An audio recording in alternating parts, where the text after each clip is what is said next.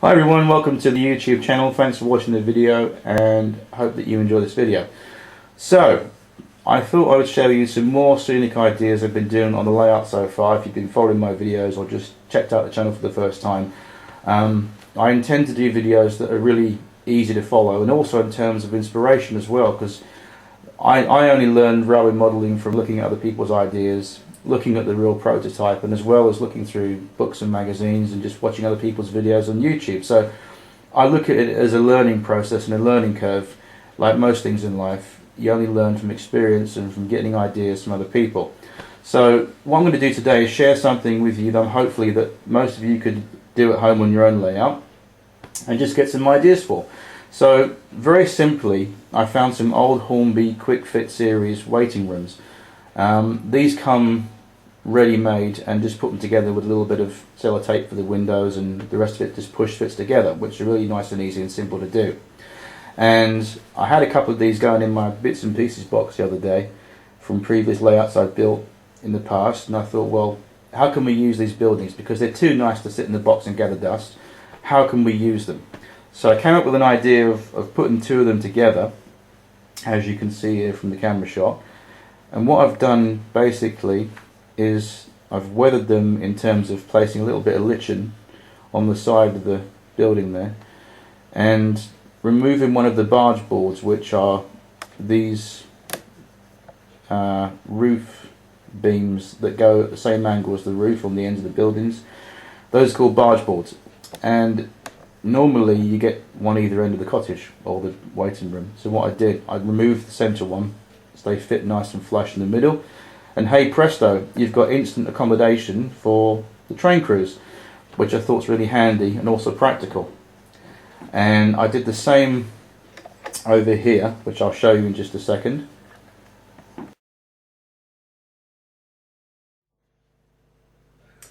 Okay, so what I did with this one, a little bit similar but a little bit different at the same time as well. What I did with this waiting room building, I actually made a little concrete base for it, which is very simple to do. I used the backing board that you get off the furniture cabinets, that sort of thing, that thickness that you want, and I painted it a nice concrete grey, and then I stuck the waiting room building on top of it and just added a little bit of grass and lichen material on the side and the roof there to make it look really old and sort of run down-ish. And then on the end I found this little toilet block from one of the old Pico station buildings that I had from a previous layout, and that I've put on the end of it with a little bit of moss on the roof there as well.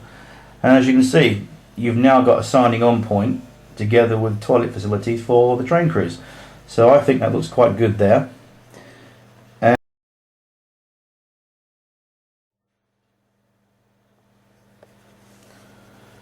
okay, I just want to also mention I found some trees the other day, believe it or not, in my box of bits and pieces. There was another box underneath which I thought I'd lost. As does happen when you move house, you tend to either lose things or misplace things, or sometimes they get packed away and you forget what you actually have. And the other day I found these buildings, but also more importantly I found a load and load of trees that were off my previous layout and I thought I'd lost. So I managed to find the best I could salvage out of them, because a few were crushed and broken. So here they are. So you've now got these two nice tall trees growing behind the signal box there, which I think look really nice. And these are Gauge Master trees, by the way, and they're really quite nice. And got some more trees over here. I've got this large tree growing in the corner, which I think looks quite nice, and some more trees in blossom. These are the Gauge Master ones. A few there, and one, two there, and oops, sorry, there we go, one there. And we've also got some more that popped up along the side of the lane here, which are there. I think I put one in the pub there as well. Yeah, I think I did. And there's two large ones over here, that's right, there we go. These two large trees that now live over there. So in terms of scenery, in terms of trees, that's what's been happening so far. I'm also going to share with you a little project I'm doing as well in the meantime, which is a little high street. And I've already built the base for it, which is just over here. Again, this is the furniture backing board that we used in previous projects, and it works quite well for a base. So we've put that down there already. A little bit of filler just to fill in the gaps there. This is going to be repainted over as well, and hopefully we'll put some resin or some card kits along here and give it a nice little relief area for some shops.